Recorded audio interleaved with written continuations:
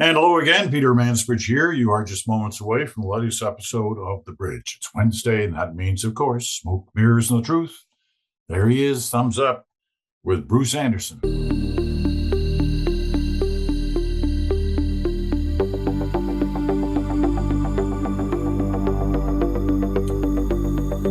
Yeah, the thumbs up for our viewers on our YouTube channel. So if you're watching us there, good for you. You can also be listening to us on Sirius XM, channel 167, Canada Talks, or on your favorite podcast platform. Peter Mansbridge here, Bruce Anderson there. We're going to start. You know, you always tease me that I love to talk about polls at the same time as I'm saying, polls, what are polls worth anyway? They're this, they're that. But I love talking about them anyway. And so I want to start off with that and the American example, because I think this is interesting, kind of crosses a number of themes on the discussion about polls and favorability for parties and people.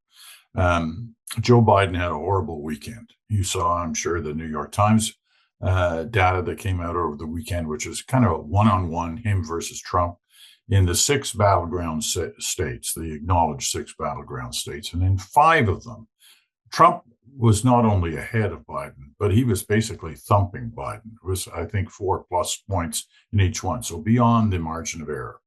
There was one, Wisconsin, where Biden was ahead of Trump.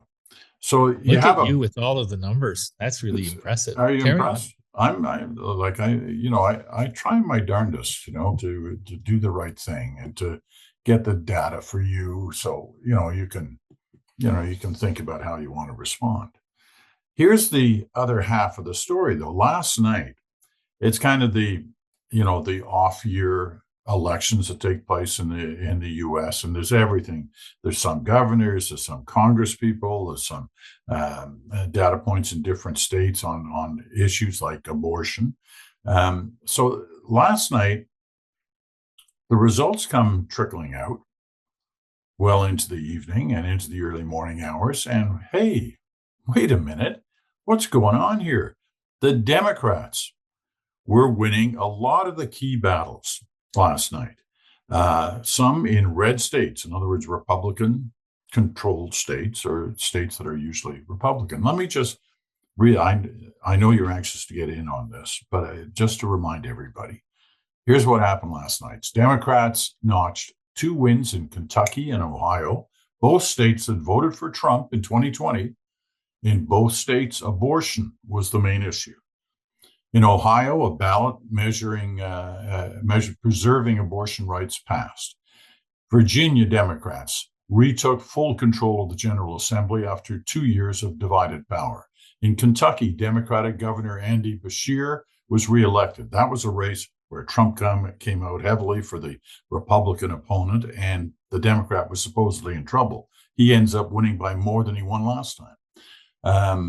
And here's the last one. Former Biden White House aide Gabe Amo will become the first Black member of Congress from Rhode Island after winning the special election in that state's first congressional district. So, I mean, not everything went the Democrats' way last night, but in a lot of the key races, they did go the Democrats' way. And they're trumpeting it the same way they trumpeted the last off-year election, where the Democrats did extremely well. Once again, in a lot of cases, because of the abortion issue. So I know it's different things. The weekend was, Biden versus Trump. Last night was a lot of different issues at stake, and it wasn't a Biden versus Trump thing. But nevertheless, they look like kind of polar opposites, the results. When you look at it, what does it say to you? Well, I'm delighted that you're asking the question, even though I know that because we've had this conversation so many times, you know the answer to this, or at least one of the answers to this, Peter. The most obvious answer is that the polls before an election, unless they can accurately predict who's going to turn out, like what kinds of voters are going to turn out motivated by what kinds of things, they really only give you a snapshot of what the potential outcome will be.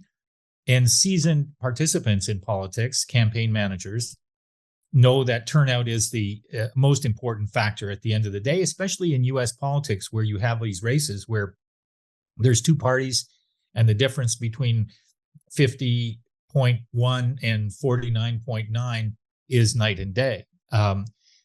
So what we saw in these results in a number of cases, as you mentioned, is the potentially galvanizing effect of what's been happening in the abortion issue in the United States with the Supreme Court decision, but to reverse Roe v. Wade. But following on that, increasingly, I would say, aggressive moves by leading voices in the Republican Party to further move the yardsticks away from women having the right to have an abortion. And so what we saw is that, these polls that measure kind of hypothetical outcomes can describe a contest that has been moving away from Joe Biden and towards Trump.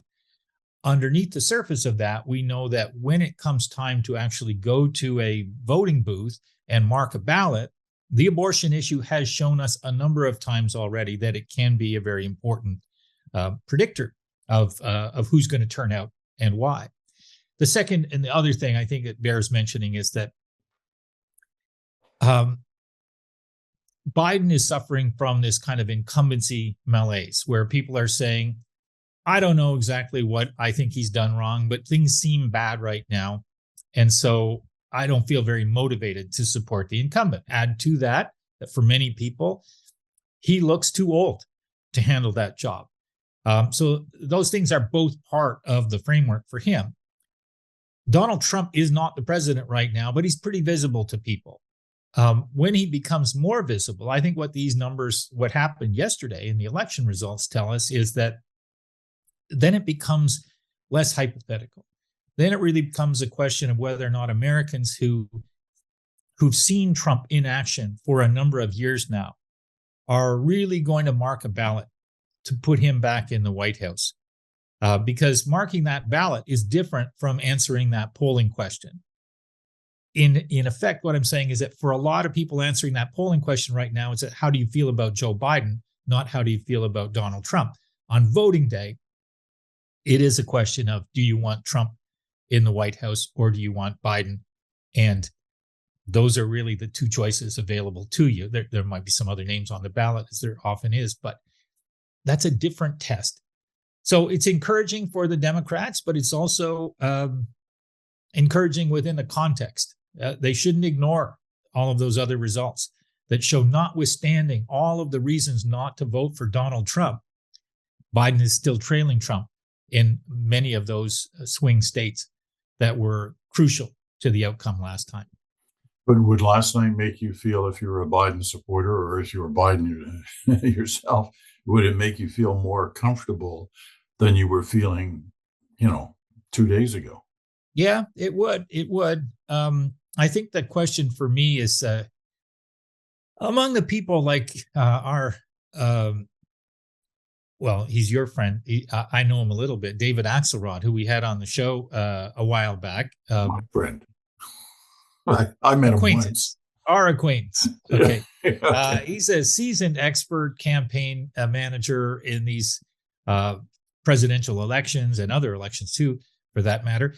And he came out the other day, despite being a proud, loyal, longstanding Democrat, and said it's time for Joe Biden to do the right thing for the party and the country and to consider stepping back and letting somebody else carry the torch. That would have been an enormously difficult thing for him to say, just because of the way parties work and the number of relationships that would have been bruised or dented by him doing that. Now, he's been hinting that is his point of view on his podcast, Hacks on Tap, very good podcast for listeners if they're interested in a good podcast on U.S. politics. He's been hinting at that for some time, but he went out of his way to say, this is what I think needs to happen. And if it's going to happen, it needs to happen now. So last night was a bit of a reprieve of that kind of pressure for Joe Biden, but it won't end the pressure. The pressure will probably end within a month or so, after which it's really logistically, I think, impossible for people to get on the ballot in enough places to be a viable alternative to Biden. But in the meantime, Biden still faces a lot of raised eyebrows within his own party about whether he's up to the job of running against and beating Donald Trump. Yeah, I got to say that I've heard this, uh, not excuse, but this reasoning before about, the time's almost up. If he's going to drop out, he has to drop out now because of deadlines for this, that, or the other thing. I don't I don't buy that. I mean, if he decides in February for whatever reason, he can say it's his health, it's whatever, he's dropping out. They're still going to have a race. It's not like nobody's going to run against the Republicans. So, something can always happen. I mean, remember, I think it was like, I know rules have changed since then, but it was March or April when LBJ dropped out in '68, and everybody had started the steamroll of everything, including RFK, the real RFK, to run. Anyway, I could be wrong about this, though, but I do think that the rules have changed and become more restrictive in terms of how many states you need to be on ballots in order for there to be delegates from those states that can support. I mean, I think that's right. But I mean, let's face it, if the guy dropped dead in February, it's not like they're not going to have a presidential race. They'll figure something out. Or if he says, I can't, I've got a debilitating disease or whatever. Anyway, I hear what you're saying, and I've heard the same thing, and I've read the same thing, that the rules are pretty clear about when you'd have to vacate the position of running, and when you'd have to enter to be considered. One last question on this, and it's about the age thing you referenced. And, everybody references all the time now. I've been trying to remember the last time in any election, it could be in Canada, could be in the States, could be in the UK, where age has played a factor. I mean, Reagan, it was to an extent with Reagan, but Reagan was like spring chicken compared with Biden. He was like more than 10 years younger than him at these different stages in his political life. Have you seen it? Can you recount anywhere where the age has been such a dominant factor in people's considerations? No, I can't, and I think that it's been a fact pattern that's become increasingly important in understanding U.S. politics, because we've got not just, I mean, Nancy Pelosi was quite late in her years when she was still holding on to that job. Mitch McConnell. Similarly, it has been quite an older cadre of leaders in U.S. politics for some time. And from my standpoint, going back to, I think, the first presidential election I was kind of paying any attention to, in the Kennedy era, there have been older politicians, but there was always a little bit of a premium put on a younger person coming into the role and kind of having that energy and everything else. So it's quite remarkable from my standpoint to see the level of what's really been happening in terms of older people kind of growing into roles of power and then not getting out of those roles very quickly. There does seem to be a cadre of candidates on the Republican side and on the Democratic side who are quite a bit younger.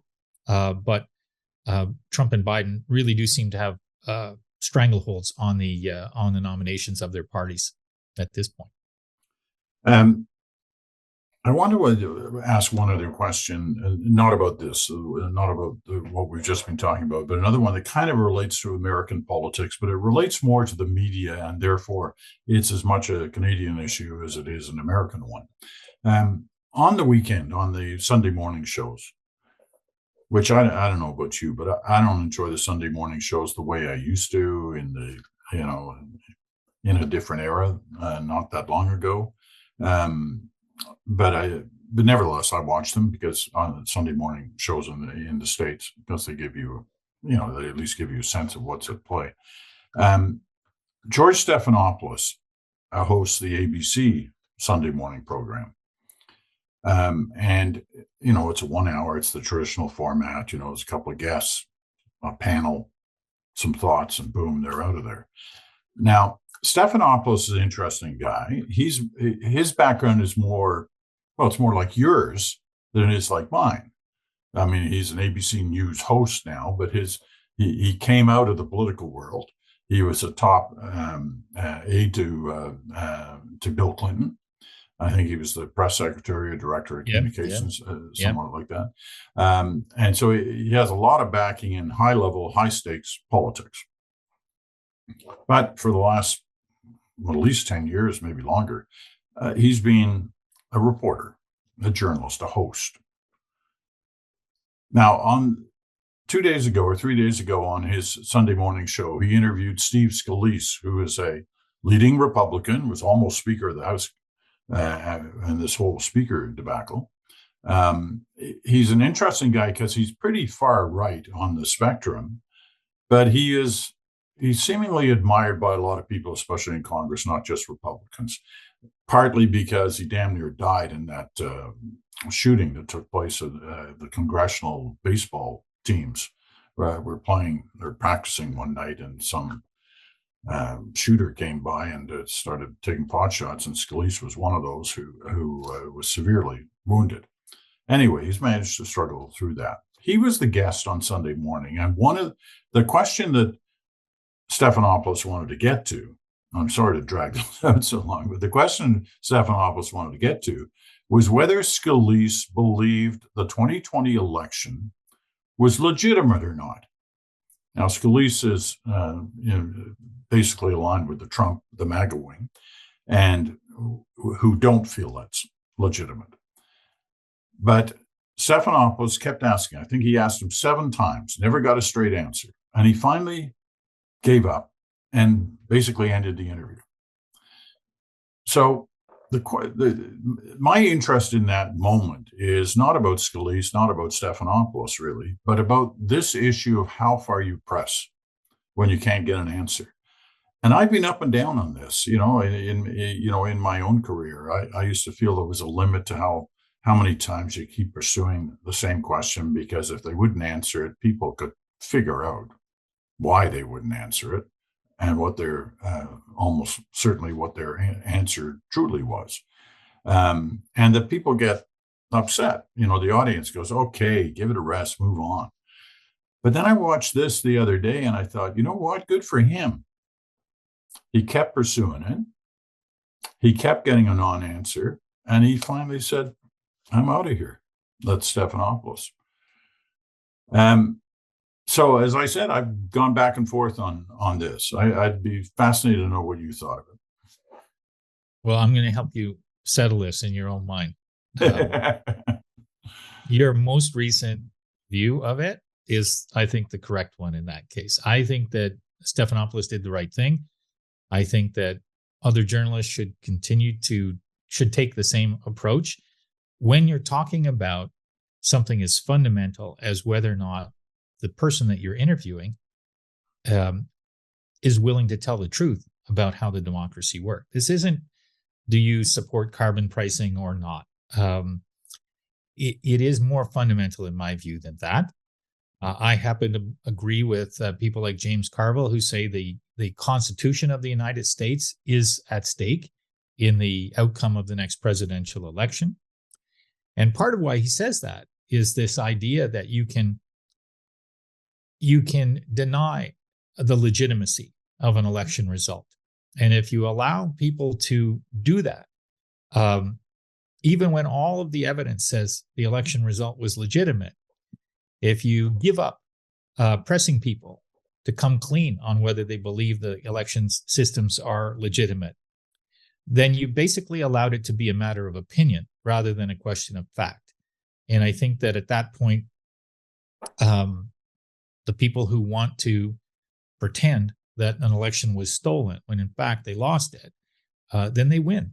And what we've seen over the last several years is that the repetition of the stop the steal argument has been so powerful, so potent in US politics that there's far, far, far too many people for the available evidence, which is zero, who believe that Biden is not the legitimate president of the United States. And so I don't think there's really any more important topics for journalism to push back on or push hard on than the legitimacy of the democratic outcomes And the one other thing I think about Scalise is that he didn't want to tell the lie that Trump wants him to tell. And by the lie, I mean, I'm quite certain that Steve Scalise, just like Donald Trump, who said it privately and has been reported as saying it privately, knew that he had lost the election. Steve Scalise knows that Biden won that election.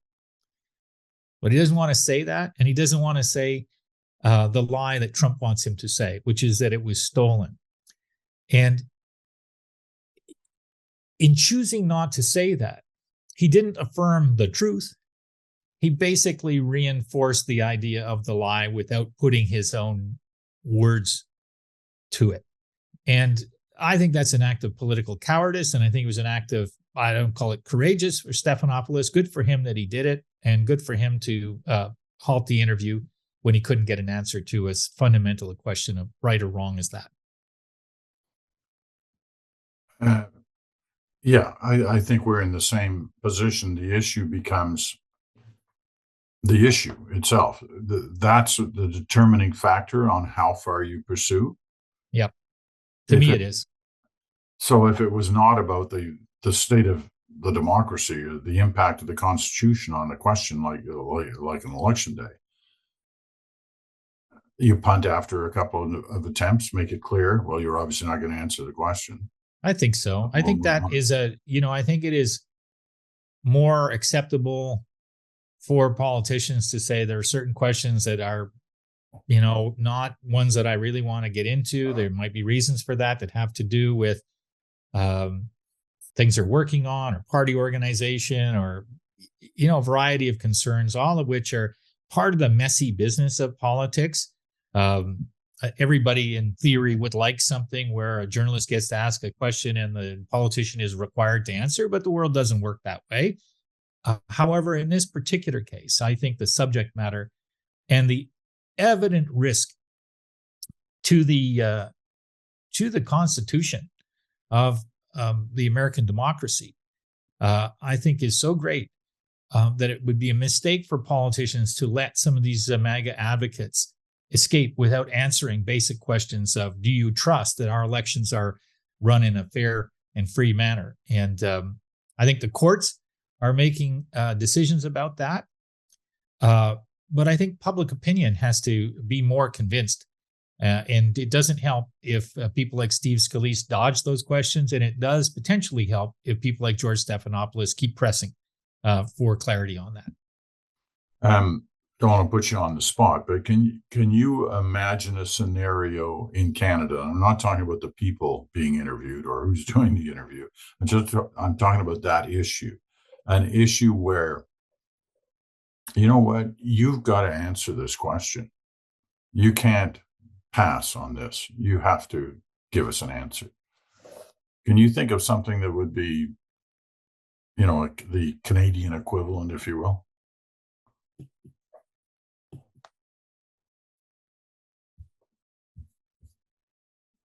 Well, I do think that back in the days when Quebec was holding referendums on whether or not the province should remain in Canada, I think that would have been one of those questions where you have to come down for a yes or no.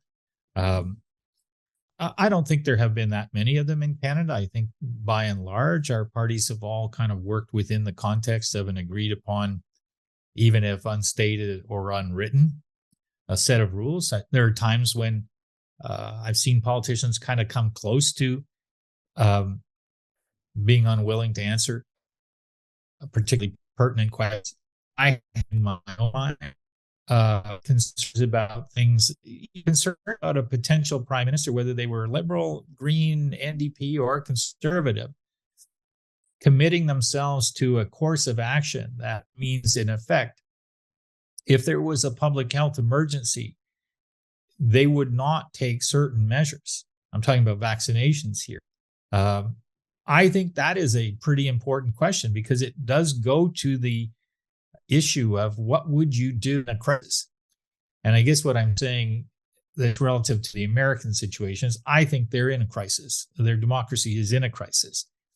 Now, I don't think we're there in Canada, including on that issue, but there could be scenarios where In pursuit of this populist advantage, politicians take a stance that denies logic, that denies fact, that in some cases might deny the law.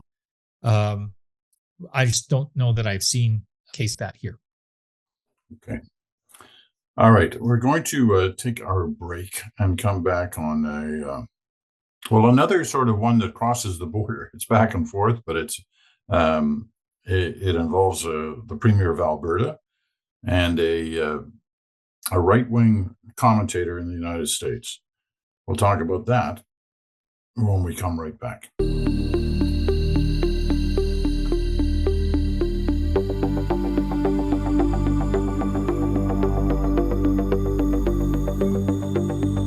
And welcome back. You're listening to the Bridges Wednesday edition, which is Smoke, Mirrors, and the Truth. Bruce Anderson is with us. You're listening on Sirius XM, Channel 167, Canada Talks, or on your favorite podcast platform, or you're watching us on our YouTube channel.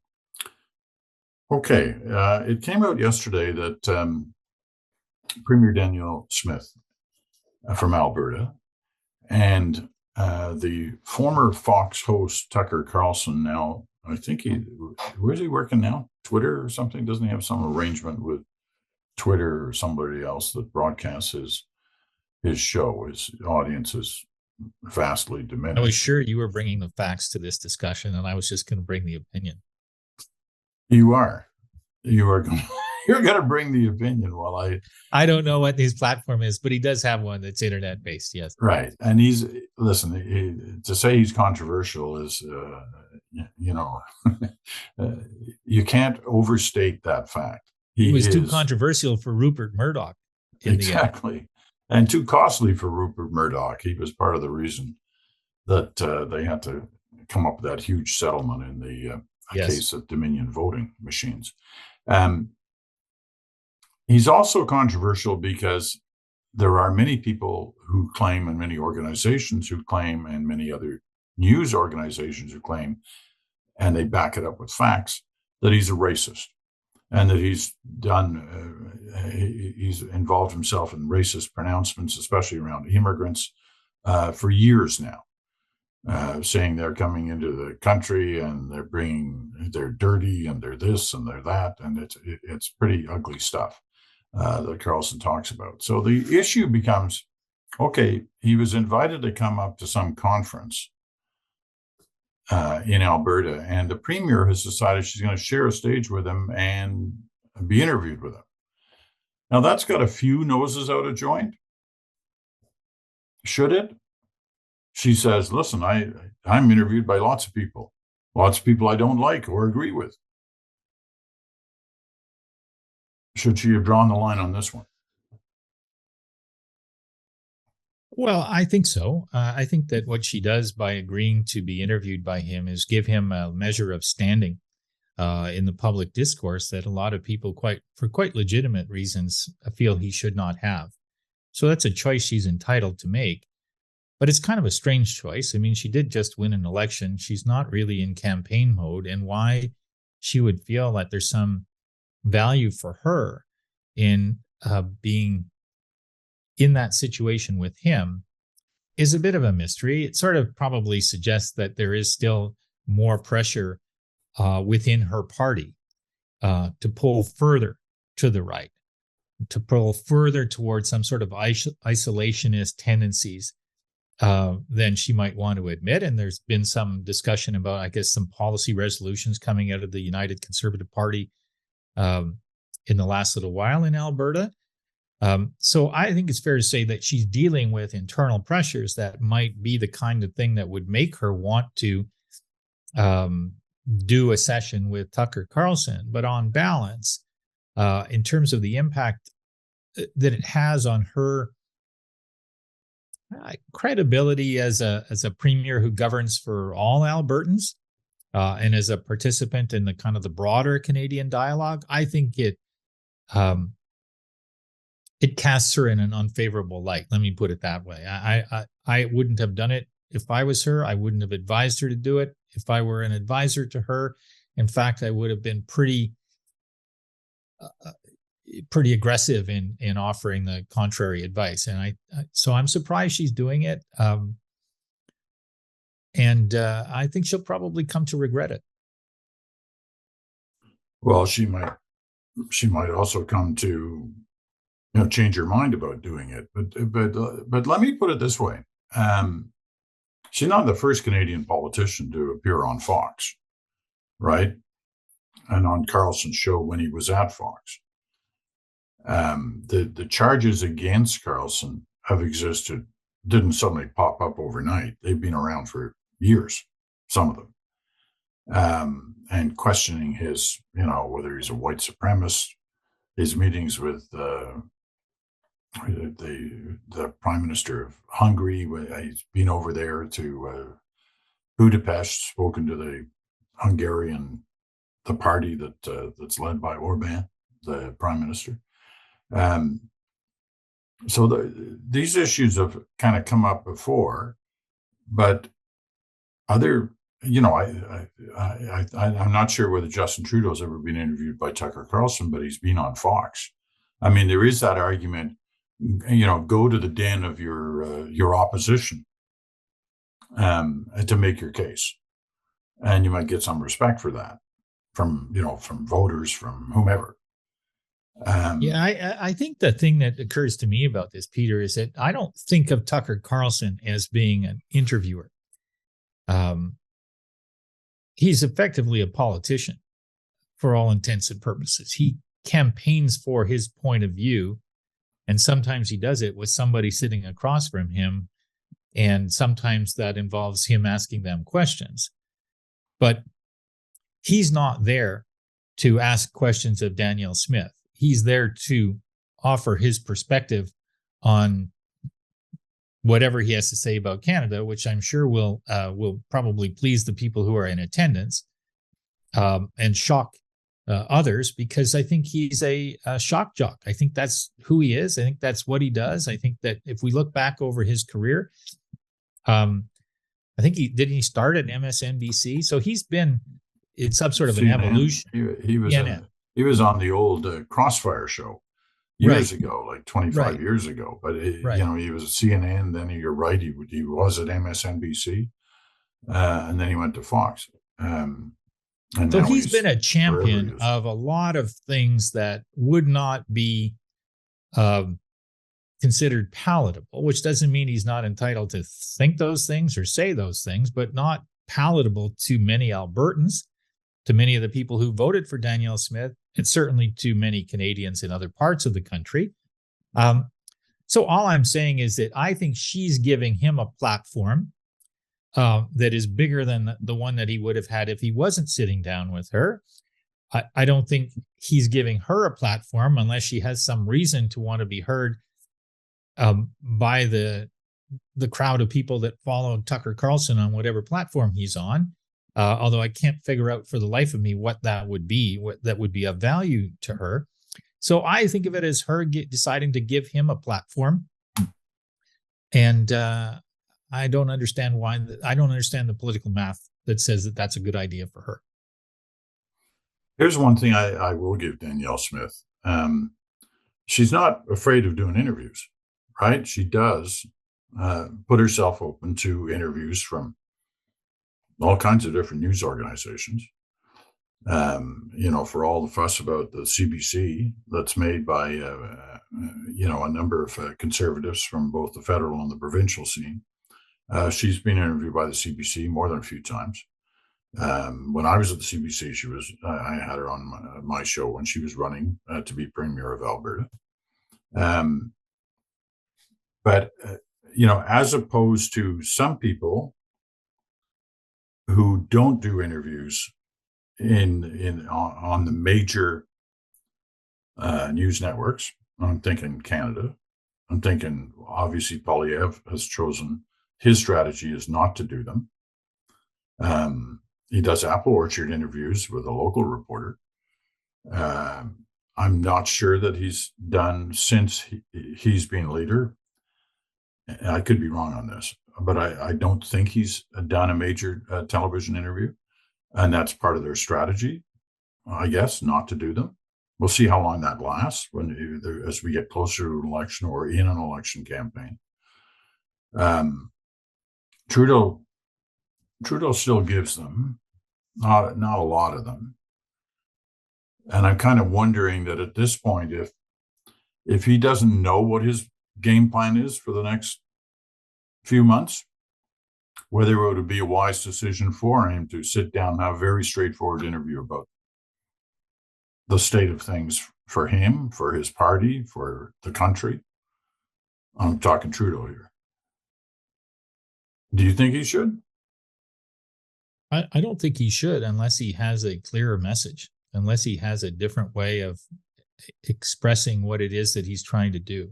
I did write a little piece that you and I talked about the other day about that kind of showed that not that many people dislike him, but a lot of people are tired of him. And I think part of that is they're tired of hearing something that sounds the same as he's been saying for 8 years in the same way. It's a little bit of kind of an affectation that liberals have adopted. I think this notion of kind of moral leadership. And it kind of creeps into a lot of what they say, whether the issue is climate change or anything else. And there's nothing wrong with being moral leaders, but politically, there is something corrosive if too much of what you say sounds as though it implies that you're morally superior to the audience that you're communicating with. And I've always felt that Trudeau is at his best when he's more direct, where there's more humility, where there's less of a sense of I'm the kind of the leader that's going to point the way for everybody to follow in terms of living their lives. And I'm not saying he's done that deliberately or that when he's done it, it's been wrong to do it. I'm just saying the cumulative effect of that is such that it is pushing people away, I think, and the Liberals need to replace it either with him or with another leader, if that's ultimately the choice that they make, with somebody who's a little bit more oriented towards, or significantly more oriented towards, being the voice of people on the issues that they care about today, without that sense of, I'm here from Ottawa and I'm going to tell you how it should be.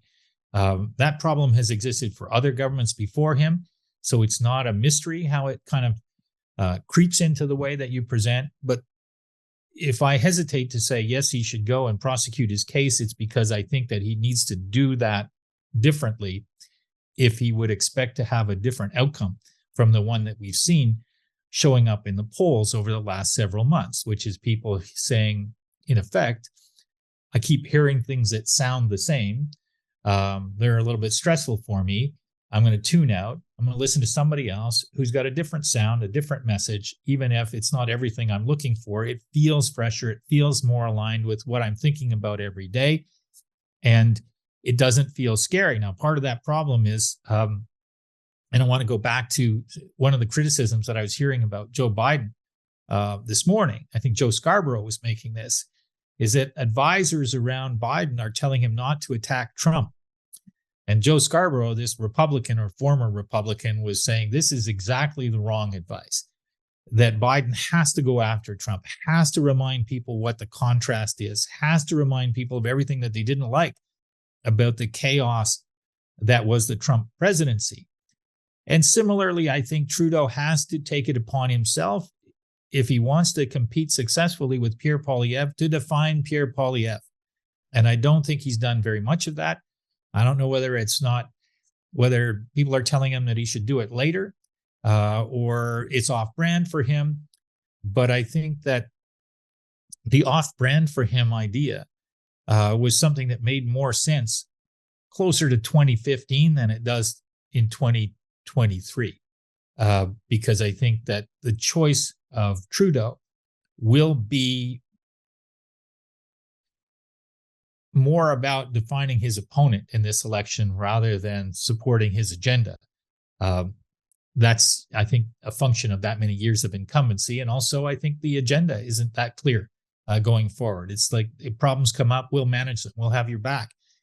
Okay, but it's defensive. It's not easy for people to listen to that and say, well, I know where we're going now if we elect this guy again. Well, they may not have convinced Trudeau of doing that, taking that approach yet, but they seem to have convinced their behind the scenes people because they're brain testing some ads that way, are they? From what we've seen and already seen actually on social media. Yeah, definitely they're gearing up to do more of it. And I see evidence of the cabinet and caucus members being more aggressive in doing this. So there's a at least the beginnings of the execution of a strategy to do that. Um, what part the prime minister plays in it, because ads, that's going to be important. But you asked the question, should the PM do more interviews? And I would say emphatically yes, if he's going to be more aligned with those points that I was making, and if he's going to do more to define his opponent. All right, we're going to leave it at that. Good discussion. As always a pleasure to hear from Bruce Anderson. And we'll hear from him again in 48 hours on Good Talk with Chantal Hébert. Just a quick note about tomorrow. Yesterday, as we closed out the show, I said, I wanted to try something. If you had thoughts about Remembrance Day, send them in for your turn tomorrow. And, if you had a story, an anecdote, a personal, a family, what have you, thought. Well, in the last 24 hours, I've been swamped by your emails. I mean, swamped with lots of stories. So I'm going to try to wade through them all and pick a few to go with tomorrow. But I appreciate you sending them in. And if there's more to come in, send them in today. The Mansbridge Podcast at gmail.com. The Mansbridge Podcast at gmail.com. Thoughts about Remembrance Day, anecdotes from your own family, stories about your father, your grandfather, your uncles, your grandmother, what have you. Some woman sent in, some letters her grandmother had written during the war about things. I mean, it's just a treasure trove of emails here.